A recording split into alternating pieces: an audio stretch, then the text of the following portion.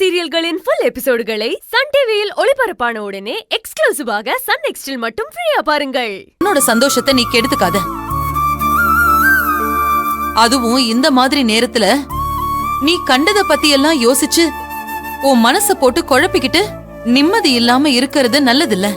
நான் சொல்றது உனக்கு புரியுதா? குழந்தை ரொம்ப முக்கியமா. நம்மளோட சந்தோஷம்தான் குழந்தையோட ஆரோக்கியத்துக்கு ரொம்ப முக்கியமானது. அத நீ மறந்துடாத. சரிங்க அத்தை. அர்ஜுன், அம்மா, இதுக்கப்புறம் உனக்கு எந்த வேலை இருந்தாலும் அது எல்லாத்தையும் தூக்கி போடு. இதுக்கப்புறம் நீ முழுக்க முழுக்க மலர் பக்கத்திலேயே இருந்து அவளை வேலைக்கு சாப்பிட வச்சு அவளை கவனிச்சுக்கிறது தான் உன்னோட வேலை. சரிம்மா, நீங்க சொல்லிட்டீங்கல்ல, இதுக்கப்புறம் பாருங்க மலர் நீ எப்படி ஏமாத்துறா நானும் பாக்குறேன்.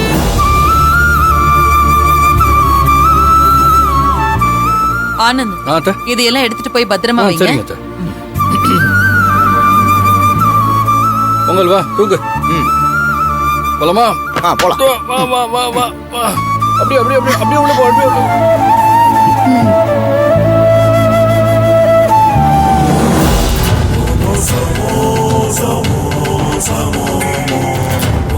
நல்லா நோட் பண்ணிக்கோக்கா. இது மட்டும் இல்ல, இன்னும் நாம நிறைய பார்க்க வேண்டியது இருக்கு.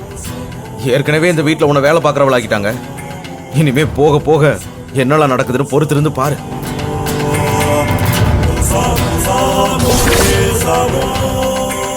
அந்த குழந்தைய 10 மாசம் கடந்து தானே பெத்துக்கணும். என்ன மீறி எப்படியோ வந்து குழந்தைய பெத்து எடுக்கிறான்னு நானும் பாக்குறேன்.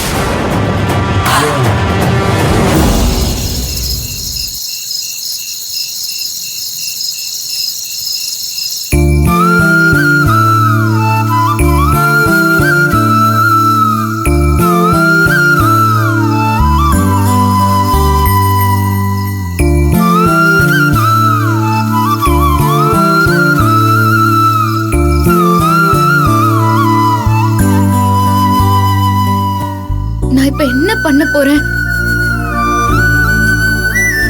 அந்த பிரஸ் மீட்டை எப்படி நடக்காம தடுக்க போறேன்னு ஒண்ணுமே புரியலையே.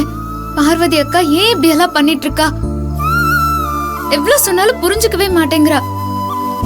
நாளைக்கு அவ கொடுக்க போற பிரஸ் மீட்டால என்னென்ன பிரச்சனை வரப்போகுதுன்னு யோசிச்சாலே பயமா இருக்கு.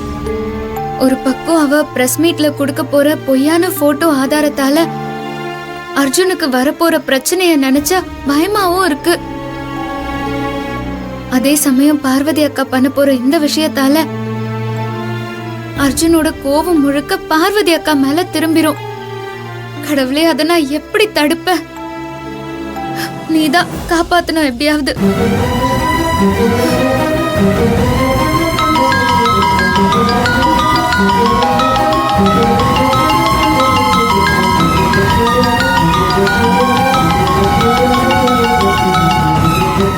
யாரா இருக்கும்? ஹலோ, எப்படி இருக்கீங்க மலர் மேடம்? ஹலோ, யார் நீங்க? யாரா? அதுக்குள்ள என் குரலையே மறந்துட்டீங்களா? நான் தான் உங்க எதிரி பிரகாஷ் பேசுறேன். அது கொஞ்ச நாளா நமக்குள்ள பேச்சுவார்த்தை இல்லைல்ல, அதான் என் குரலை மறந்துட்டீங்க. இதுக்கப்புறம் அடிக்கடி என் குரலை கேட்டுக்கிட்டே இருப்பீங்க. ஏய், சி, வாய் மூடு.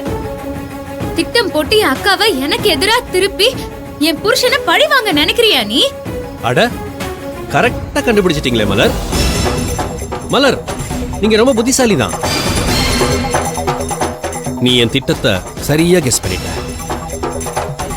ஆமா, நான் தான் எல்லாத்துக்கும் காரணம். இதுக்கு முன்னாடி நடந்த பிரஸ் மீட்ல பார்வதியா அர்ஜுனுக்கு எதிராக வாக்குமூலம் கொடுக்க வச்சதும் நான் தான். நாளைக்கு நடக்க போற பிரஸ் மீட்ல உன் புருஷனுக்கு எதிராக ஆதாரத்தை கொடுக்கறதுக்கு காரணமும் நான் தான். இப்படி சொல்ல உனக்கு வெக்கமா இல்ல? சொந்த தங்கச்சியவே இன்னொருத்தி புருஷன் கூட இருக்கிற மாதிரி போட்டோவை மார்பிங் பண்ணி அத பிரஸ் மீட்ல வச்சு ஊர்ல இருக்கிறவங்களுக்கு எல்லாம் காட்ட உனக்கு வெக்கமா இல்ல? ஏய், ஓவரா பேசாத. அந்த போட்டோஸ் வேணா பொய்யா இருக்கலாம், ஆனா உன் புருஷன் என் தங்கச்சியோட பழகினது பொய்யின் ஆயிடாது. அவளை ஏமாத்தி கொலை பண்ணதும் உண்மையிலே ஆயிடாது. இது எல்லாமே நான் என் தங்கச்சிக்காக தான் பண்றேன்.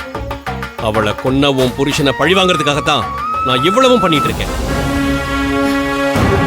இது வரைக்கும் பண்ணதெல்லாம் ஒண்ணுமே இல்ல. நாளைக்கு அந்த பிரஸ் மீட் நடந்து முடியட்டும்.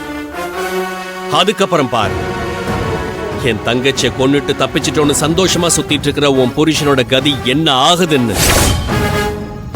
நாளையோட அவன் கதை முடிய போகுது. பிரச்சனை முடிஞ்சிருச்சுன்னு நினைச்சிட்டு இருக்கிற அவனுக்கு பிரச்சனையே இனிமேதான் ஆரம்பிக்குது. இதோட விட்டுருவேன் நினைக்காத. என் தங்கச்சியை துடிக்க துடிக்க கொண்டவனை தூக்கு மேடைக்கு அனுப்புற வரைக்கும் நான் ஓய மாட்டேன். உன் கொலகார புருஷனை ஜெயிலுக்கு அனுப்புறதுக்கு நீ தயாரா இரு. நாளைக்கு காட்டுற நான் யாருன்னு.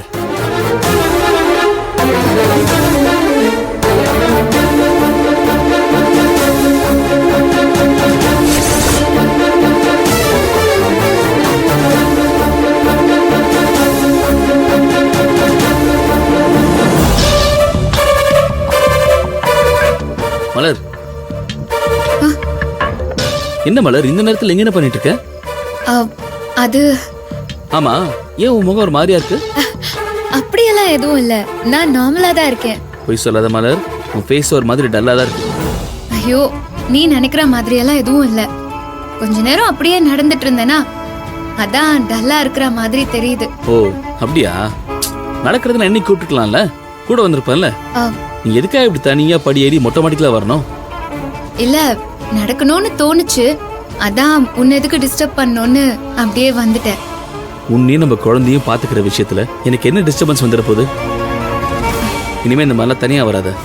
எதுவா இருந்தாலும் என்ன கூப்பிடு, சரியா? நான் வீட்டுல தானே இருக்கேன். என்ன கூப்பிடுறதுல உனக்கு என்ன பிரச்சனை? நாளையோட அவன் கதை முடிய போகுது.